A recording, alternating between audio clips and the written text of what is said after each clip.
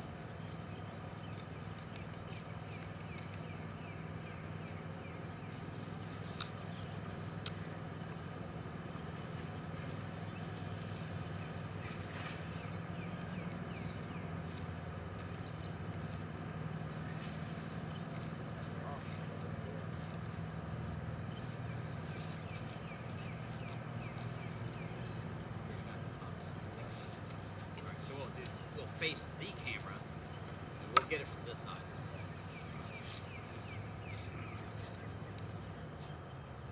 Alright, so we use a handsaw to cut out the grass mat. What we're going to do is we're going to use this shovel to kind of get between the mat and the stone, and then hopefully we'll peel the stone off. In fact, one of the things that I get excited about, there's usually so overgrown that the roots will go into the lettering of the stone. You almost get a reverse impression of the stone itself. So here we go, and we'll keep on working.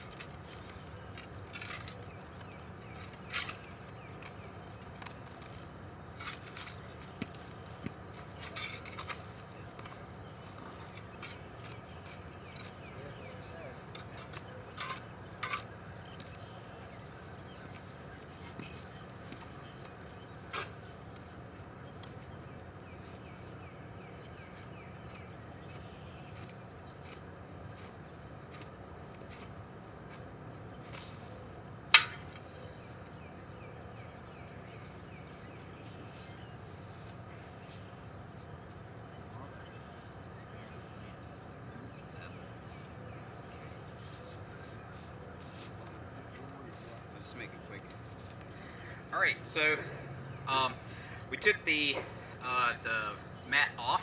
I'm going to attempt to come up to the camera with the mat, just to show you just how ingrown the roots are. If not, we'll post a picture of it to find a grave.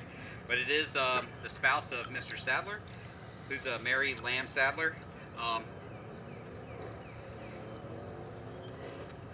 And I don't know if you'll be able to see it, but the lettering on the stone of how ingrown the roots are and just how nature takes over in itself. So it's pretty neat to see.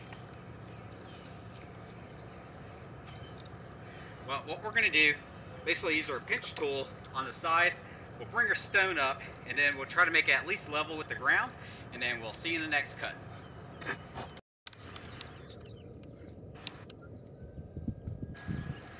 Alright, what we're looking at is Miss Mary Lamb Sadler's gravesite.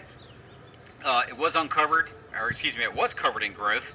And as far as we know, since the cemetery was here in Find a Grave, which was in January 2000, a picture of the stone has not existed, so this would be the first one.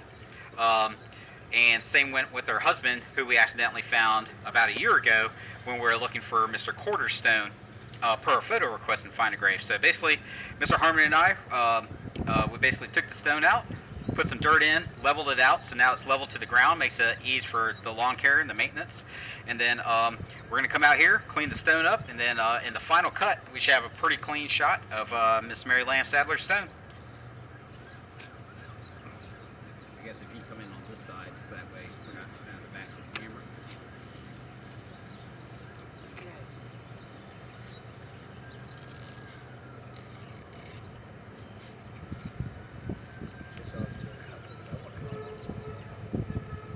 There was no picture of you ever before? No picture.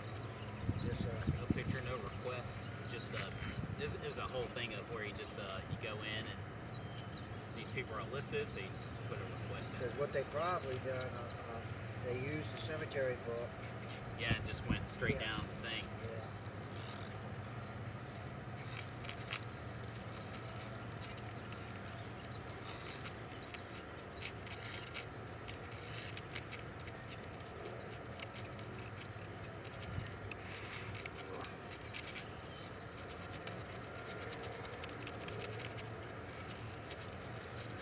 Yeah, I called Mr. Osborne last week, talked to him for a few minutes. Good.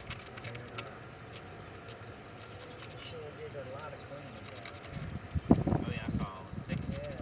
Two stacks of them. And then all them leaves. I asked if it was easier this year using that bag, you know, the white bag, if it was easier. He agreed it was. I mean, if you put them in that bag, if you're backing up individual ones, Right, it takes forever. yeah.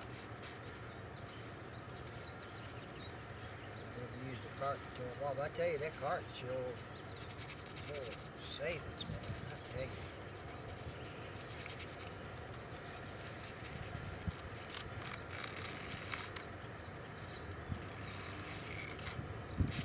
So crochet needle comes in handy.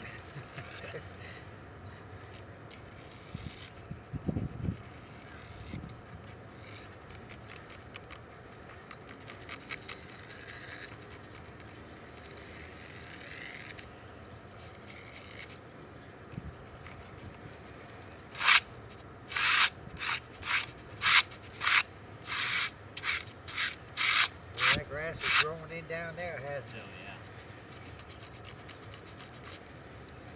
Try this.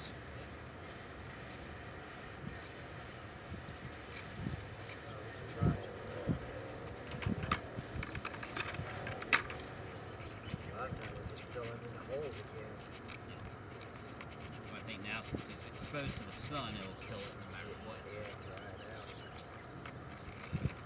Take the grinders until a little finer point.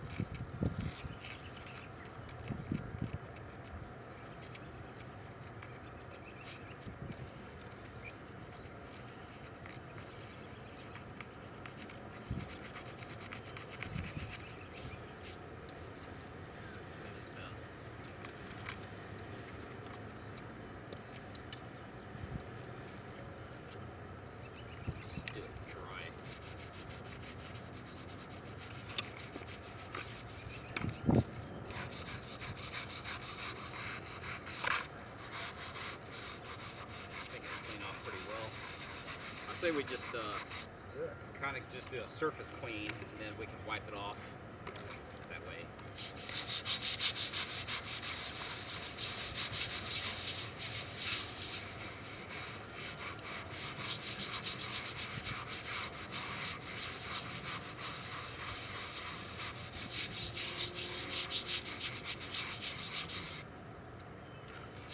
Since we got 5 more of these to do. Yeah.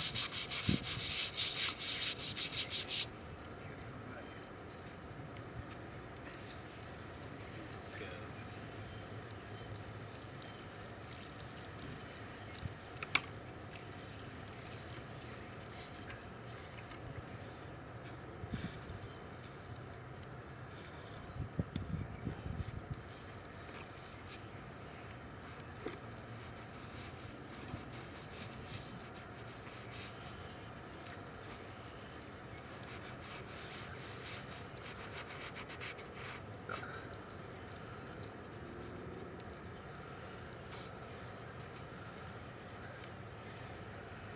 Go ahead and cut, and then we can do a stand-up. Back here at Section 5, Oakland Cemetery, we found Miss Mary Magdalene Lamb Sadler's site, and this was done by purely using the cemetery map. We found her husband's site probably about a year ago. That was actually one of the very first uncoverings I ever did. But I was lucky enough to have a couple of things. The wonderful volunteer that's Steve Harmon, who's behind the camera, and he pretty much showed me how to use the cemetery map, as well as using a probing tool to hopefully locate specific stones. And that's how I found Mr. Quarter's stone, which is off to your left, and then Mr. Sadler's stone, which is directly in front of you. And then there was documentation that Mr. Sadler's wife was buried here, but we could not locate the stone at the time, nor was there a photo of the stone in the past. So what we did is we once again probed around, tried to isolate and triangulate the area, and we found Mary Sadler's stone, cleaned it up, and because it was underground, it'll probably preserve it really well. The good thing is, by using the same process of GPS mapping the cemetery, by using the map as well as other clues provided by a lot of people that did some work in the background, there's about 4 more stones that we got to do. So we got 4 more stones ahead of us, and we just wanted to show you the full process in the first one, and then we're going to go right through the others, and we'll see you in the next cut. All right, folks and families, Oakland Cemetery, we are here back at Section 5. Once again, we're doing a lot of work here in Section 5 to try to find and locate specific stones that were on the map, but may have not had a picture in the past. And the one that we have in front of us is Miss Belifant, B-E-L-I-F-A-N-T. By using the cemetery map, we're able to know that she was next to Milo Begor, B-E-G-O-R, and then in front of basically the Dotton stone, which was right behind me. And the fact that it's been covered, this will probably be the first time it's seen the light of day, if you will, for about 20 years, if not more. So what we intend on doing, which we already kind of cut out some steps ahead of you, just because we want to go through a couple stones. But if you have any questions about the processes, leave it in the comment section below, and we'd be more than glad to kind of go over it, maybe even shoot an extra video for that. But what we did, step 1, we used the probing tool to isolate where the stone starts and stops, and basically where the probing tool goes in the ground is where it stops, and we have it marked off with the PVC. Then we got pretty much a Pfister crosscut saw, and we just cut the edges for what would have been the dimensions of the stone. And then when that was done, basically we pulled the grass mat off, which we already did in the past, but we just want to show it to you. Pull the mat off, and then sure enough, there's this really beautiful stone, Mary Frances Belifante, born on December 8th, 1880, passed away November 21st, 1944. And that's what we have for right now. What we're going to do is we're going to kind of raise the stone just a little bit higher. That way it makes it, one, it will minimize the amount of time for the stone to sink, and then plus it will allow for the minimize interference when we have to actually maintain the yard, the actual cemetery itself. So we'll see you in the next cut. Folks, back at section 5, or continuing on with section 5. This is our second stone for this site. We have a couple more to go, but Miss Mary Frances Belafont, whose stone we were able to locate. Never had a picture of it before, so this is the first time probably in about 20 plus years that we had her stone. So we basically raised it off the ground, took the growth that was on top, and effectively just put it right under, and then the stone set pretty level as you see it. Then we kind of dressed up some dirt just to make sure we had a cleaned up site, rinsed it out, took a lot of the roots that were within the lettering, cleaned out as well as we could. Got a bright, sunny 50-60 degree day that we're going to have ahead of us, so the stone should clean up pretty well. And then if you have any questions or comments, please leave it in the comment section below, and we'll see you in the next stone. Back again here, section 5. Got Mr. Harmon behind the cameras, Sean right here. The next stone that we're looking for, basically kind of like with the first stone, we're in the process of GPS mapping out the cemetery. So with two things, or actually three things, using the cemetery map, any information provided by Find a Grave or through historical data, and then of course coming out here and just trying to use a process of elimination to find the stones. And here we are. So the next stone that we have to the back of me, to the back left of me, is Nellie Nottingham Barton. In front of me is Mr. Ward, and somewhere in here was supposed to be another Alma Thomas Nottingham. This individual was a captain on an oyster boat, died early in age, and he passed away in 1905. And this article was uploaded by David C. Miller. You can look in the description below. We're going to have all the Find a Grave profiles down there, so feel free to read it on your own. And what we're going to do, we already have the cemetery, or excuse me, the plot mapped out. We use our probing tool to find where the stone started and began. We've got the pipes marked off. And what we're going to do is we already used our handsaw to cut the mat out, and then I'll peel the mat back, and then the next thing you're going to see after we do that is that we'll use our pinch tool to basically raise the stone up depending on the size of the stone, and then we'll see you in the next cut.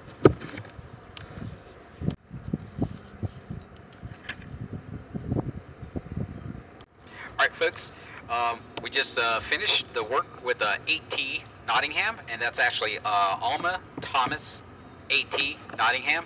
Was born in 1866, passed away in a tragic accident in 1905. And his information, or the article pertaining to that, is actually on Find a Grave, and that was uploaded by Mr. David Miller. So that's once again where the importance or significance of historical information comes in by a lot of people. Mr. Harmon and I, we're simply here at the cemetery just tapping, locating stones, and raising and resetting them, and a lot of the legwork comes in many forms and fashions in the respects of historical information, documentation via the cemetery maps, and finding death certificates. So, death certificates, burial certificates, and even just like marriage licenses. So that was an article related to Mr. Nottingham. His wife is located behind me, Mrs. Simi Laura Spady Nottingham Ward, who's off to my left. And other than that, another good raise and reset here in section 5, and we got one more for you, and then we'll close out the video. We're here at our final stone for this video, which is for what we're hoping for is Mr. Taylor, Leonard Taylor.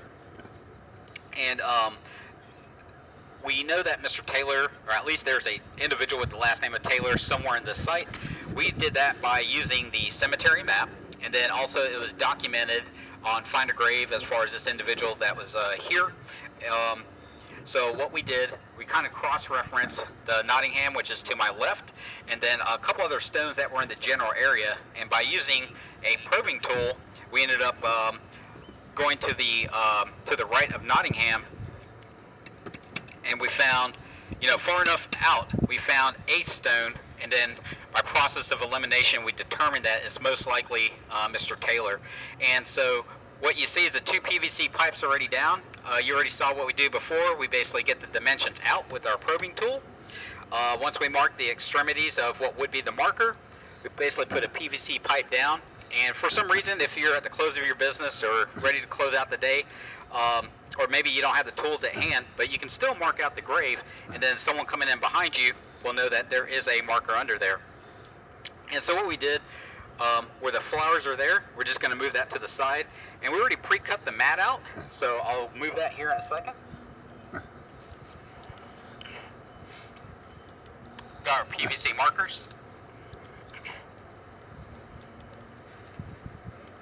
And we have Mr. Lennon Taylor's site here. I'm going to bring this up to the camera because I always find these really neat. Say, almost like a reverse impression of the stone. And we'll actually put a picture of this on Find a Grave, so in case it doesn't focus in, just because the roots are so small. But what ends up happening is that the stone will get buried in the ground for so long, little miniature roots will go into the lettering, and it would just be there for so long. We know it's been underground for at least 20 plus years. That's just when the cemetery was under documentation as far as Find a Grave. There wasn't a picture since, but this is the first one here in at least 20 plus years, and we'll see you in the next cut when we actually level the stone out.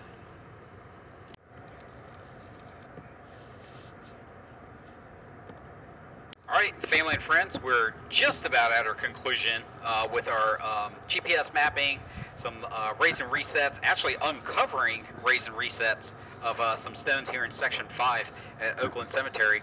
As far as we know, all of the stones that you saw in the video have not been seen, or they've been just naturally grown over for the past 24 years. And the individual that's right in front of me is Mr. Lennon Taylor, L-E-N-N-O-N Taylor, born on March 1st, 1936, passed away January 15, 1988. Basically, we just took a stone up, put the growth that was covering his stone under it, and this was probably one of the easiest stones we had to work with. Simply place the stone back on. Because of all the roots that were embedded into the lettering, there wasn't a lot that we had to clean, except for maybe some of the residual dirt that was built into the lettering while we were transferring the stone around. Other than that, we got Mr. Lennon Taylor's stone. And if you have any questions or comments on this particular stone or any stones you've seen in the video, leave it in the comments section below. And we just got one little short snippet for you, and then we'll close it out. Folks, this is the one little last snippet that we had here for Section 5. The first individual that we looked for was Miss Bullifant, B-U-L-L-I-F-A-N-T. That was the individual we covered in the video, but in order to locate her stone, we had to use the probing tool in the general area. Sometimes all the book will have, the cemetery may have, is just like 2 or 3 stones. You cross-reference the stone, but you still have to probe around and attempt to find that marker. In the process of locating Miss Bullifant's stone, which would be off to my left, we ran into effectively a temporary marker. And when we hit a solid spot, and then just a few inches over, it was back to the ground. So you're like, okay, maybe it's a root. But a root will usually just have a very dull thump instead of a hard, like, tink, tink, tink. And based off the dimensions of the temporary marker, in fact, it could have been one of 2 things, or several things. It could have been a brick. It could have been a site section marker, which is probably about a 6x6 or an 8x8 stone. And then the other thing, that just because we're so familiar with it here, we determined it was a temporary marker. So what we did, we just dug it out, and I'll just kind of show it to you.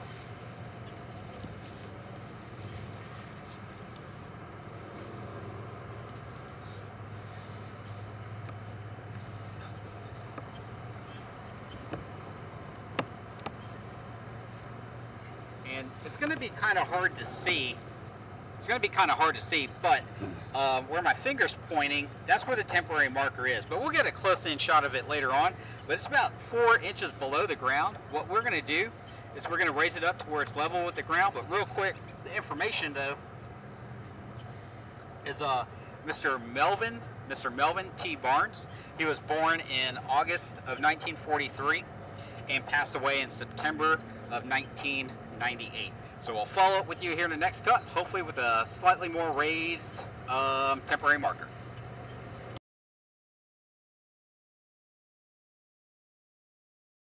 Folks, at the conclusion of this video, just wanted to show you at the basically at the foot or at the base of my feet, there's the marker of Mr. Melvin Barnes. This was a temporary marker that we accidentally found when we were trying to locate the Bulifant stone. So because we found it, we weren't just going to leave it in the ground. We documented it, added a memorial to find a grave. We've raised it pretty much flush to the ground. It's the one that's sitting right next to this beautiful bouquet of flowers. And then it's set level to the ground, make it for ease of maintenance. At the same time, there's good visibility on the marker itself.